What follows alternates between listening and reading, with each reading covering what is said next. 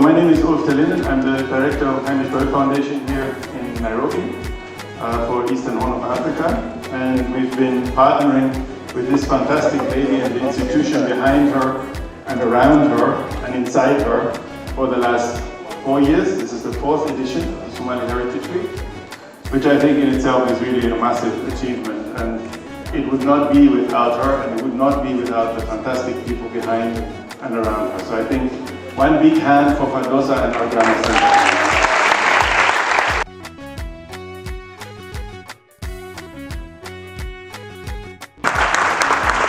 I'm very pleased to be here today as a Somali to learn more about my culture and see what is new and what is old. Culture is a very important and a critical element, a powerful force in our lives. It broadens our understanding and horizons. It gives us an insight into other people's thinking and meaning. Culture is also an important tool in bringing people together.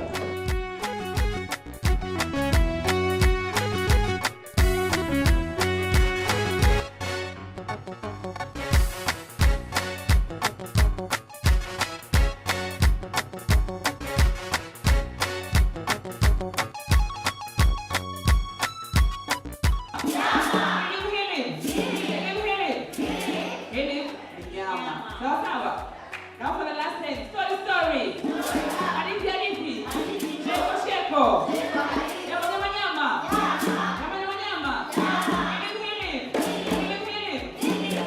Addressing a topic that is very important to Kenya, and that is the education crisis in northern Kenya. I would like to start, first of all, with, of course, Professor Warfa, to give us basically a highlight of what are those challenges that are happening in the education sector in northern Kenya, and then we carry it forward from there.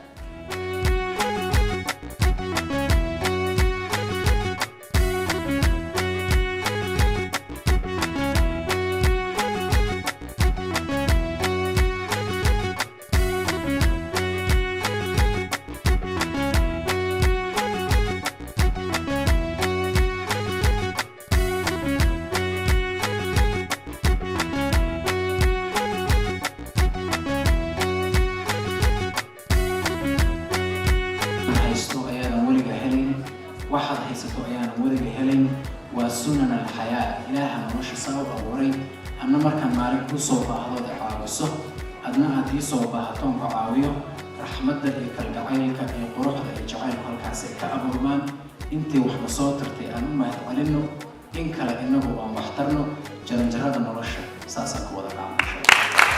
Now, we're going to make this session interactive. We'll have the panel discuss challenges that persons with disabilities are facing at the moment and the solutions that are there. And then we're also going to pick questions from you. If you've got any question, you can just raise a hand and then we'll give you a microphone and you will be part and parcel of this discussion. Thank you.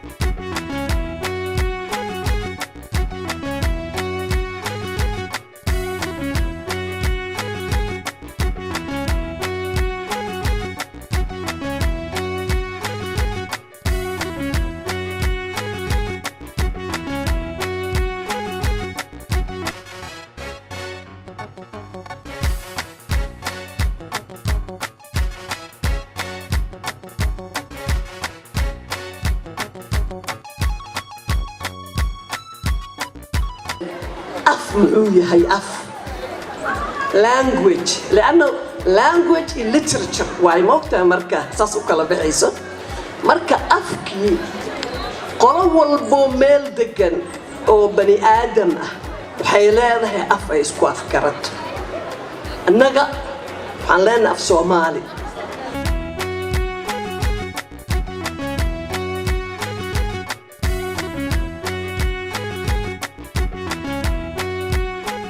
hooyadii hore iyo hooyada dambe labaduba way ilmaha waa seexiyaan TV kumana seexiyaan mobilka afkooda laakiin wiinaan garan hooyadii hore waxay ku seexin jirtay hobey hobey hobeya hobey hobey hobeya hawaayi waxsiisa hooyo hooya hawaa in wardheera aabe oo hawaa in Soomaali weynta bay dhihi jirtay hooyadii hore